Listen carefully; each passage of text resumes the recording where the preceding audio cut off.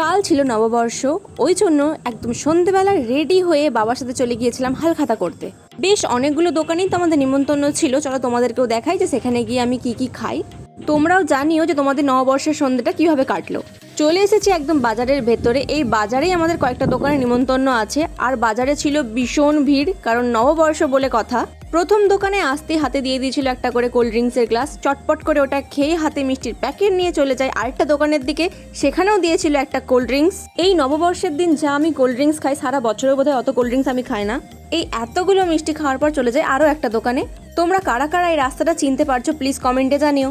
প্রত্যেকটা দোকানে এক কাপ করে কোল্ড ড্রিঙ্কস আর এতগুলো করে মিষ্টি খাওয়ার পর মন হচ্ছে হালাতটা খারাপ হতে চলেছে। যাই হোক, এতগুলো মিষ্টির প্যাকেট নিয়ে চললাম লাস্ট দোকানের দিকে।